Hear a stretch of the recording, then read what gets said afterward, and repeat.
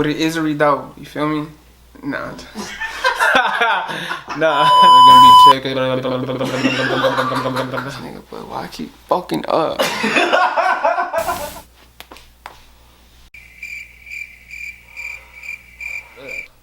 Fuck, bitch.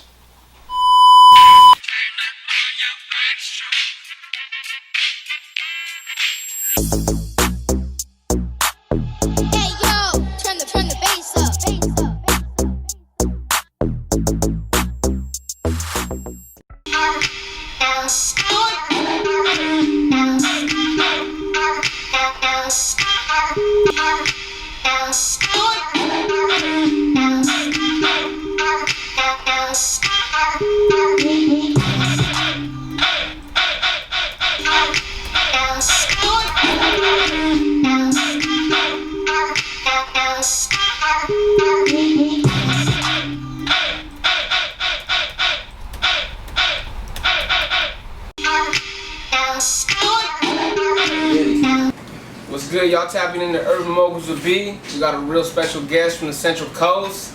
This guy's known for going nuts.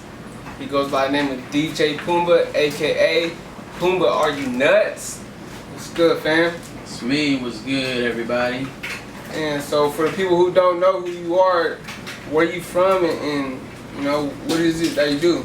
Shit, I'm born and raised out of Watsonville, California. I've been producing, making beats for almost 20 years. I've been also engineering for about a decade, so I do a little bit of everything. I also songwrite, ghostwrite for artists, but mainly produce and engineer. That's like my bread and butter. Yeah. I feel it, man. So I had a question though, cause you know what I mean. I was looking at some of your stuff and I was wondering, what ethnicity are you? I'm sure you know, cause with no disrespect and nothing like that, you know, I kind of had an idea. I was like, you Mexican or are you like Asian, Filipino mix? Asian, yeah, I feel you. You know what I mean? Yeah, I'm Mexican, full Mexican. Both my parents are Mexicans. They're immigrants from Mexico. I'm first generation Mexican. Yeah, same here. Yeah. So what part of Mexico you guys from? My mom is from Zacatecas, and my dad is from Michoacan. Okay, so are you fluent? You speak it? Yeah, like read and write and all that stuff, or what? Yeah, my first language was Spanish, and yeah, I read and write, speak it. Okay, so you know, being from Watsonville, what's some things that you faced like growing up, being from out here? Man, it was either hanging around with the gangsters or playing sports with the squares. You know, just you had to like pick and choose, and I mean, I kicked it with the soccer players, you know, and then I got into an accident, and that's how my music history began, or how I started making music. So you hung out with the soccer players, but did you play? Hell yeah. Yeah. Man, I got footwork. What you playing? You playing defense or goalie? I was playing forward, center. Okay. Either forward center or forward left, because I know a lot of people aren't lefties, but I could kick with both, and I do kick harder with my right, but I'm more accurate with my left. I don't know what it is. Yeah. What's that called? It's called like ambidextrous, something like that. Yep. I wish I was ambidextrous with my hands, you know, but yeah, I feel it. So you said you got in a car accident and no, I got into a dirt bike accident. Dirt bike accident. Okay.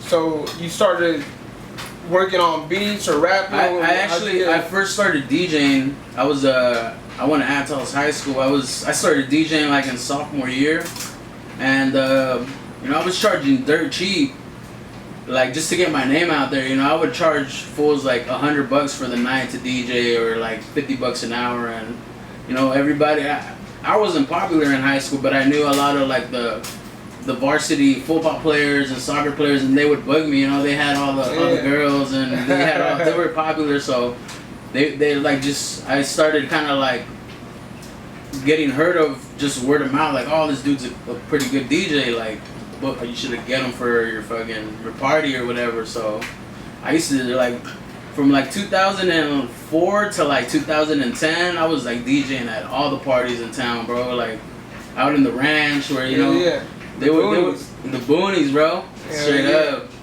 So, my bad, I don't mean to cut you off.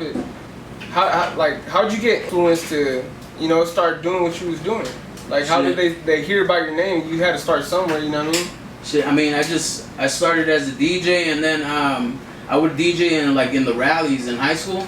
Okay. Or during lunch, whenever they had like events. I mean, they wouldn't pay me for them, but I would do it out of love just to like get my name out there. Yeah. And that's what some people don't understand. At first, you gotta have to like just do shit for free just to get your name out there, you know. And yeah, man, I did a lot of free shit like the first 2 years. So when you started DJing, did you have to go like, I don't know if there was YouTube at the time, but did you like YouTube, or was there someone that was showing you the ropes on this is how you make beats, or this is like a rhythm and all that stuff? Not really. Somebody put me up on fucking virtual DJ. This was like before Serato and like all the current DJ programs they have.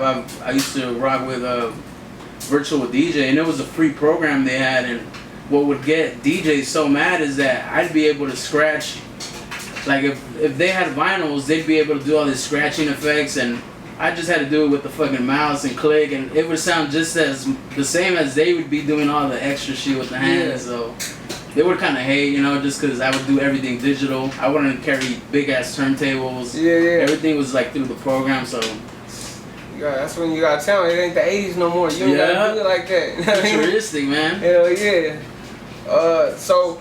Did any like your family like catch on to what you're doing? Were they supportive or? Yeah, man. Honestly, if it wasn't for my mom being supportive, because I know like most parents, or at least Hispanic parents, they have that negative mentality. Like, nah, I don't see you doing this, or like you're wasting your time, or you know. To them, but I don't know. I don't know if it's because my dad was in the music game, even though like my parents got divorced.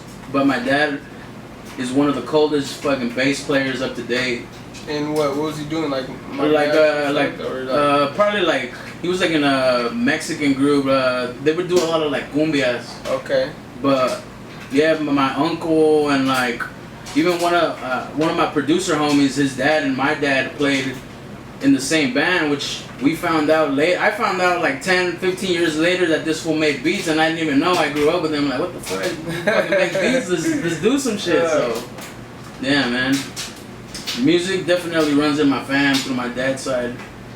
So your mom being supportive and believing in your vision, you would say that played the biggest part in actually wanting to pursue like being in the music industry and stuff like that, or what? Yeah, I mean she's always supported everything I've wanted to do or put my mind into. She was never really negative about like, that shit's not gonna work out for you. And I don't know. I went to Cabrillo for 2 years, bro, and I took a music class, and what was really an eye opener too was the teacher or the instructor. Your final, you had to make a beat. They pretty much, that class was called Music and Computers. They teach you how to run or use the basic music programs on a Mac. And for your final, you had to create a beat with any of those programs they teach you how to use, and you had to put words or vocals to the beat you made. So that was my final. I made a full song from scratch, made my own beat, rapped on it, sang, and the instructor was mind blown. He was like, "What are you really trying to do with your music? Because I see you doing some big shit." And I was that kind of got my brain going. I'm like, man, maybe this dude's right. Maybe school isn't for me. Man. And I only did like a year and a half in Cabrillo, and then I said, fuck this shit. You going full time? Full time DJing, producer, engineer, anything music related. Okay. Man, so that's huge, you know, hearing it just from an actual music teacher at a college who obviously has to have some kind of credentials and doing music. That's huge, especially like at your age too. That's definitely like a confident booster, you know what I mean? For sure, man. That was like a real eye opener. So, what are some like advice or supportive advice that your mom would give you, like that stuck with you? Just don't stop. If you really want something, just be hungry about it and just set goals and annihilate every goal or asset you have, and eventually You know, it's slow motion is better than no motion. Sometimes it took me years to see income or to see like any like residual income coming in, you know, and like yeah, you do get like kind of like, I wouldn't say depressed, but you kind of get discouraged in a way because you're working so hard putting out music and you're not seeing results, you know, but you just got to keep going. Did you ever feel like, you know, because obviously you started kind of late or whatnot in the music industry, did you feel like being around other like DJs or artists, like you kind of felt like kind of discouraged or like, damn, I don't know if I could be at their level because I just started, you know what I mean? Yeah, but it didn't happen until I moved out to LA. I got invited to a studio session. It was kind of like a pass the aux kind of thing, and every producer / engineer that was in that room, they all had a degree or were on the verge of graduating from the LA music school. Me, I've never, you know, I dropped out of school. I don't have no degree. I have no knowledge of what in each knob did back in the day, you know. Yeah. So I left pretty discouraged from that studio session that I got invited to. But a lot of those guys or producers told me like, nah, I don't even feel like that, bro. Like, if anything, you're real fucking talented. You just gotta know the science behind it.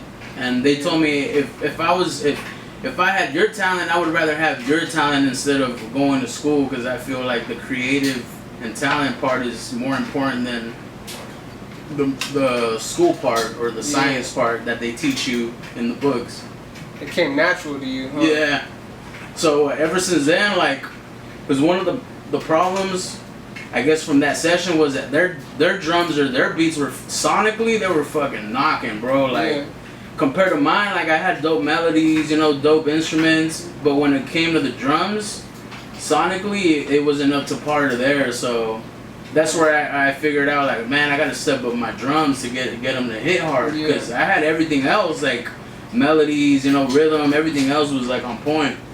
Before you moved to LA, you know, before you actually got a buzz and whatnot, being from Watsonville, and Watsonville being, you know, not a big city, but, you know, it's kind of small and whatnot, how were you able to stand out and like catch some kind of buzz? Like, man, honestly, it was just we back in the day, I was with this rap group named Untamed Gorillas, and the dude or the main rapper on there, he was a graphic designer, so he would contact all the promoters and let them know, like, yo, you guys got a shitty flyer, let me design your guys' flyers for the shows and make them look professional. Yeah. And like, I'm not gonna charge you, but in exchange, we want like a 10 or 15 minute slot to open up for like Burner, E40. So I've opened up for like multiple like big artists, you know. Who was the first one? Shit, I don't even recall, bro. It was probably like Andre Nicotina and I want to say Too Short, maybe. At the Catalyst? Nah, this was when they were throwing shows in Salinas at the Fox Theater, when they would bring a bunch of like Bay Area artists, bro. I'm assuming that had to be when what was it, the Wolfpack came out with the Van song? Yeah, it was around that. Huh? Yeah, it was around 2007, 2000. So on top of like being from Wattsville, like I said, do you feel like there's any disadvantages? Like, did you ever find yourself being distracted and almost losing sight of like the vision that you're trying to pursue? I just feel like just being from this area in general is kind of hard to pop off or to get that recognition everybody's looking for. Because it was honestly either moving to the Bay Area, anywhere to San Francisco or Oakland, and trying to make it happen over there, or moving to LA, which an opportunity came up for me, and I had no kids. I mean, even up to now, I don't have no kids, no debts, no crazy expenses. So I figured, why not? You know, worst thing that could happen is I at least gave it a shot, and I'm not gonna have that doubt behind my head, like, oh, I don't know what could have happened if I never went out there. So I just feel like sometimes I feel like I was already kind of known in the area from like opening up from all these like bigger artists and selling tickets at the Catalyst, because I used to easily get rid of like 40, 50 pre-sale tickets they would give me, and not a lot of artists could get rid of like 40, 50 pre-sale tickets, you know. So I was just on my grind, bro, and I felt like everybody knew me in Monterey, Salinas, Watsonville, Santa Cruz, you know, this whole area or this whole 831 region. So I felt like it was time to like make a big move or at least get out of here, you know, just if I was trying to get to that next level, because you can only do so much around this area. Yeah, I agree, man. The coast is it's beautiful. It's beautiful, but it's just, it's not too like open-minded and whatnot, you know. And that's not even to talk down on it, because I love that. Oh yeah, I love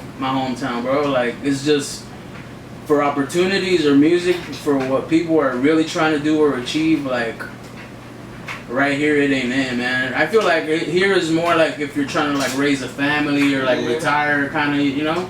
Yeah. But as far as like if you're trying to be in the music game and like try to make some shit happen or make some shit pop off, like you got to move to the big city, man. Big city of dreams. So did that affect your creativity? Like, did it close out like your mind, or like when you moved, that's when like your mind kind of opened up a little bit more? And it actually opened up a little more, because when I was around, or when I was living here in town, about 80 to 90% of my beats were Bay Area sounding. So when I moved to LA, everybody categorized my beats as Bay Area, you know. Yeah. So I got introduced to like Top Dog Entertainment, fucking Kendrick, like, you know, they have, their beats are versatile. They're not just like LA sounding. They rap on like different types of beats. So that's what kind of got me to be open about different genres or styles of hip hop beats. Yeah, I'm assuming that makes it that much more easier though for you, because you said you rapped too, right? Like growing up, you rapped and made beats, DJing and stuff. What can you say about like the difference between the creativity, like when it comes to rapping and actually like making a beat from scratch? Shit. Well, making a beat from scratch is, it depends. It just depends on the vibe or the kind of beat you're trying to make.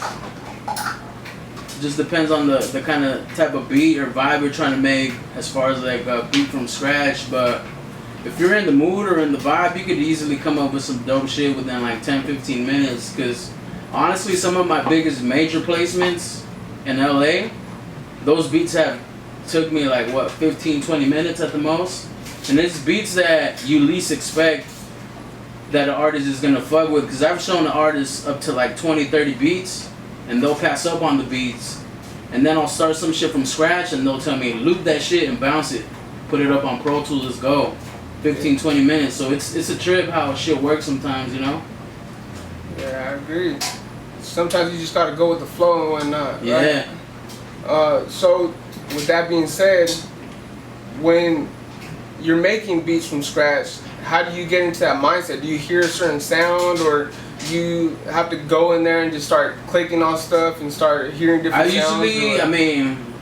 I usually smoke a fucking fat chop, bro, keeping it a bug, you know? That's right. Smoke a fat blunt, and I'm really good at melody, so if I start hearing the melody, that's another thing too. Like, let's say I'm working with a rapper or an artist, they don't know how to make beats, but they show me like, oh, I have an idea, or I have this melody, I could bring their idea to life, you know. That's something I've always been really good at. So you have to be able to listen to the artists and their ideas and somehow transform it into some kind of melody in your head. Or sometimes I'll just play the piano and then I'll start humming shit as I'm playing the piano, and I'll just keep adding layers on top of whatever piano I'm playing, you know, and then I'll just keep adding sounds, bass, or whatever it needs to be added or removed. Is there any times where you've caught yourself with an artist, whether it's big or small time artist, that you've actually been frustrated and be like, man, I just cannot get with your vision and making that beat like connect with what he wants to say? Yes and no, because it comes back to me showing them, like I'll show them 20 or 30 beats, hot beats that I think they're hot, and then they'll be like, nah, you know what, let's just make something from scratch. So we'll do something from scratch, and right away they'll let me know, because it's true. What something I learned out in LA, they told me an artist is gonna, you're gonna know if an artist is gonna fuck with that beat within the first 5 seconds of it. And and usually it's true. Like if you play like the first 5 seconds of the beat, the artist will be like, "Yo, I need that."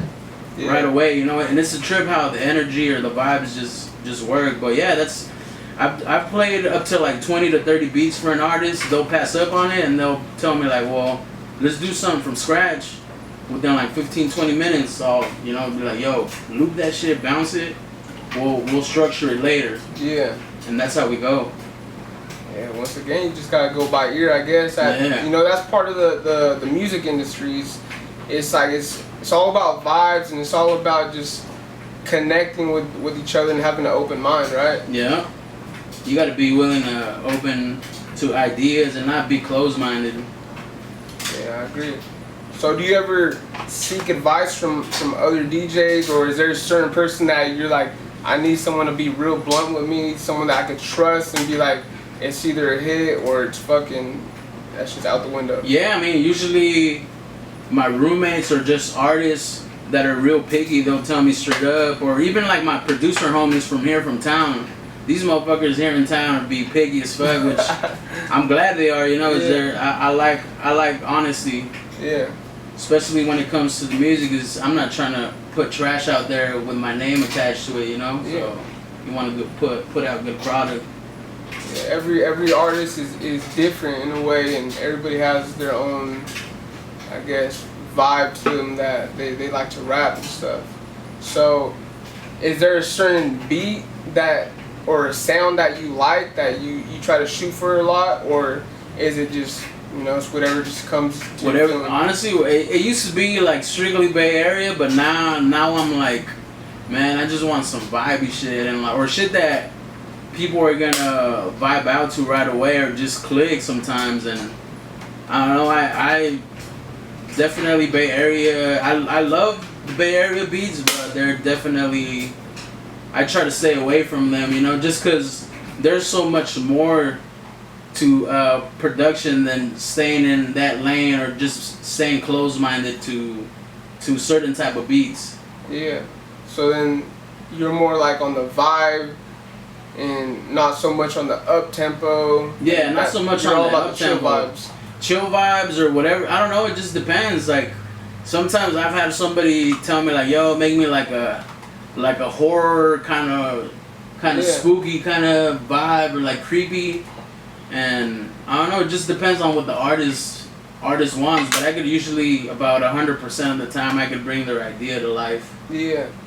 Yeah, listening to a lot of your beats and like music that you've produced and stuff, I think a lot of your good, I'm not saying that all your beats are bad and like that, I'm just saying like the ones that I like are the Kid Ink type beats that you make. Kid Ink, okay. It's a real summer vibe, or a beachy vibe, you know what I mean? So those are I love making those just because they're fun. They're fun to make, Yeah. But if I'm trying to do like some radio stuff or something like LA industry type, I gotta go a different route. But yeah, those up-tempo Kid Ink beats, those are always fun to make. Same thing with like Bay Area beats, they're fun to make to me, Yeah. So like working, or actually, what kind of big artists have you worked with, honestly? Man, I've worked with Snow the Product. I've worked with Arcangel. I've worked with Lil Flip. I've worked with this dude. He's from Mexico. He's kind of popping right now. I know Burner got him on a couple songs. He goes by Aleman. Oh, okay. That dude, he's real dope. I'm working with Baby Gas. I don't know, man. I'm always down to work with anybody that's dope. To be honest, bigger local artists. I'm not picky, I don't discriminate or hate on anybody. Yeah. I'm all about the good music. Off top. So do you feel like when you work with like the Snow Products and like the Baby Gases and stuff like that, does it make you max out your full potential limits, or do you just like, I'm just doing my thing still? No, I'm still just doing my thing, I don't think it limits me. If anything, I feel like it opens up more doors, because let's say I end up doing a pretty big record or a popping record, that shit's gonna branch out or have me branch out, and more people are gonna outreach to me like, yo, I fuck with this beat you did for this so and so, you know, and like, I don't know, word of mouth really. Yeah, it kind of travels faster than sometimes the networking online does. For sure. You know, because that's really the voice of the streets, basically. So, do you feel like when you moved to LA, since LA is a bigger city compared to obviously the 831 in general, do you feel like it was more challenging because you're around way more music and DJs and stuff like that? It's definitely way more challenging because everybody out there be on their shit, man. Like, it's like everybody's just hungry and motivated, bro, to just... So many opportunities, so much networking that goes on. It's a trip. Like, you got to be on your toes out there at all times because everybody's just has the same goals or assets or is even probably more hungrier and wants it more than you do, you know? Yeah. So you got to have that same hunger, that same mentality as, you know, it's because it's a competition. It's like, you're not going against local artists anymore. Yeah. You're going against the big dogs, you know? Yeah. Big major labels, Atlantic, Capitol, like all these fucking big motherfuckers, so. Because you really never know who's a part of that, you know, that family, that big dog family, you know what I mean? And you never know who's gonna be watching her, because I be getting, like on my Instagram stories, bro, I be tripping out how like big artists or big producers be looking at my shit. I'm like, what the fuck? This was like really looking at my shit. You be scrolling through your story and you're like, yeah, he's looking at my stuff. Yeah, man, it's a trip. It's a trip seeing like, you know, it's either through word of mouth and people are watching next to, like, when you don't even know or you least expect it. Big artists or big producers are fucking watching. Just, it's a trip. Do you ever feel like there's people out there who are just trying to feed off of your success and trying to, you know, take a little bit of your shine and make it their shine, and I'm around DJ Pumbaa, so, you know, I'm about to get some more exposure, you know what I mean? At first, yeah, but then I kind of like, I don't know, you stop kicking it with certain people or being around certain people that are just clout chasing or just trying to benefit off of you, so, I don't know, you kind of seclude yourself and just kind of I guess keep a handful of friends, how they say, you know, the less is more. How do you draw that fine line though? Like, because you know everybody's sometimes friendly and you know who you are at the end of the day. And at the end of the day, you're trying to network with as many people as you could because that's obviously how you get your work done and how you get out there as a DJ. Yeah. How do you draw that fine line between and be like, well, it's strictly business and then here's our friendship? I guess at first, I usually just keep it strictly business, you know. If we eventually, like, for example, I have a couple producer friends that I could call them friends now, because first it was business. I would charge them for collabs, and after them paying for my services so much, we became friends. We were like, oh, this dude's really sending me some dope ideas to collab with, so I know he's not trying to fuck with me because of who I've worked for, or who I produced for, you know. They're like really dope and I want to fuck with them. So that's usually how, I guess you kind of have to test waters first and see how things go sometimes. Yeah, I agree. Definitely agree. So do you feel like people such as your friends, let's put it that way, do you feel like if people don't want to buy from you, like your friends, do you feel like that's kind of disrespectful in a way? Because, you know, if they're really your friends should be your number one supporters, obviously, you know? Yeah. They should be investing into your dream or your vision. At first, they would try to kind of like get the homie hookup or like try to get shit for free, but I feel like once I started getting major placements and saw that I was like kind of doing it, or at least trying to get out there, or was trying to or getting some sort of success, they started appreciating me more and started respecting me more, to where they would started paying. I wasn't gonna charging them whatever I charge like industry artists or whatnot, but you know, I would still hook them up with a good reasonable price where they could afford it, because I feel like a lot of artists around this area, just because they feel like they know you or they heard about you, they feel entitled to them getting a hookup from you, and it don't work that way, you know. Yeah. So with that being said, stay down to come up. Like I said once before, stick to the grind. Make sure you figure out what's your why, so that you're able to come out on top, and understand there's a whole process to go through, and you gotta just trust in the process. Trust your gut. Trust your gut.